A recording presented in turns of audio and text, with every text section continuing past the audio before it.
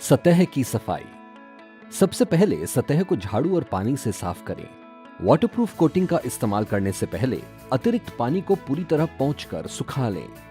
काम या मरम्मत वाली जगह को saturated surface dry (SSD) condition में रखें। आइए देखते हैं कि 2 कंपोनेंट वाला ये flexible cementitious waterproofing coating doctor Fixit Fast Flex इस्तेमाल कैसे किया जाता है। इस तरल पदार्थ या लिक्विड कंपोनेंट को एक समान होने तक अच्छी तरह हिलाएं। मटेरियल के दोनों पदार्थों यानी कंपोनेंट के मिश्रण के लिए एक उपयुक्त पैडल लगा हैवी ड्यूटी लो स्पीड मैकेनिकल मिक्सर का इस्तेमाल करें। इस मिश्रण के लिए एक साफ और सूखा बर्तन लें और लगातार मिलाते हुए धीरे धीरे पाउडर को लिक्विड के साथ मिक्स करें।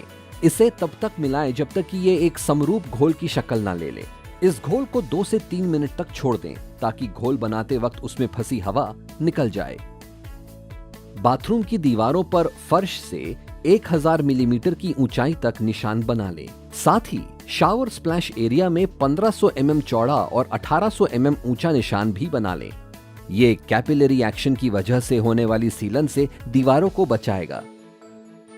काम या मरम्मत वाली जगह को saturated surface dry (SSD) condition में रखें और इसके बाद दीवारों पर बने निशान वाले एरियाज के साथ पूरे फर्श पर पहला कोट लगाएं।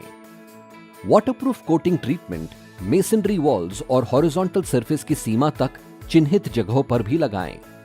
मरम्मत वाली जगह पर और थ्रेशोल्ड सरफेसेस तक इस मिश्रण को अच्छी तरह से लगाएं ताकि छोटे से छोटा उभार या अंडुलेशंस भी कोटिंग से समतल हो जाएं।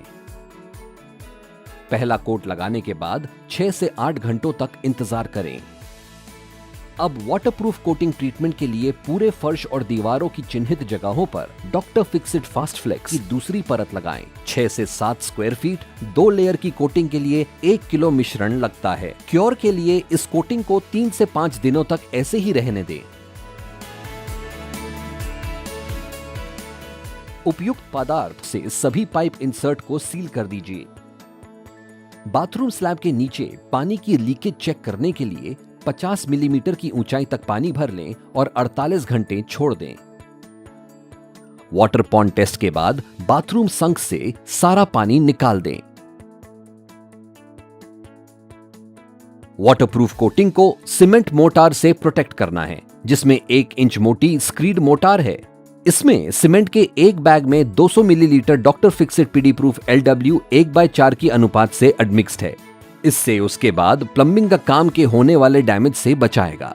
क्योरिंग के लिए 3 से 4 दिन तक पानी का छिड़काव या क्योर करते रहें। वाटरप्रूफ कोटिंग की प्रोटेक्शन कैसे करें?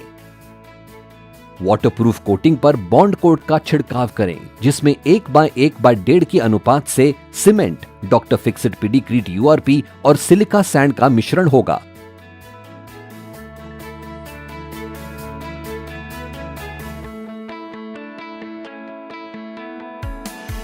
फिर वेट ऑन वेट प्लास्टर का जरूरी कोट लगाएं। सीमेंट सैंड मोटार, जिसमें सीमेंट के एक बैग के अनुपात वाटरप्रूफिंग की सबसे अहम सामग्री doctor Fixit PD proof LW का 200 मिलीलीटर भी मिक्स किया गया है। प्लास्टर की मोटाई 2 कोट में करीब 12 मिलीमीटर हो जानी चाहिए। आपको हॉरिजॉन्टल सरफेस या सतह पर 110 मिलीलीटर मोटी ठोस ब्रिक बैट्स या ब्लॉक्स को बिछाना है।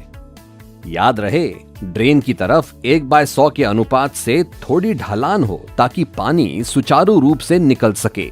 इसमें doctor Fixit PD proof LW+ का मिश्रण जरूरी है, जो IS 2685/2003 के अनुरूप होगा और इसे एक बैग सीमेंट में 200 मिलीलीटर के अनुपात से मिलाया जाएगा।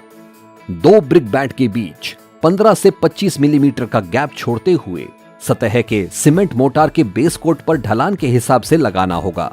संक के 2 इंच ऊपर फ्लोर वॉल के जंक्शन पर हॉन्चेस या गोला तैयार कर लें। सरफेस को किसी वुडन या स्टील हैंडल फ्लोट की मदद से बड़ी सफाई से तैयार करें। अगले 7 दिन तक पॉन्डिंग के जरिए इस फिनिश्ड सरफेस की क्योरिंग की जाएगी। सुनिश्चित करें कि नानी ट्रैप्स या इंसर्ट्स के आसपास की जगह को अच्छे से फिनिश किया जाए। टाइल को स्क्रीड या प्लास्टर या RCC सरफेस पर लगाया जाएगा। इसमें white cement based thin set C2 type tile adhesive, Roff Xtrofix जैसे high polymer modified tile adhesive का इस्तेमाल किया जाएगा और टाइल्स और नहानी ट्रैप्स के बीच के गैप को epoxy based tile grout rough RTM epoxy से भर दिया जाएगा।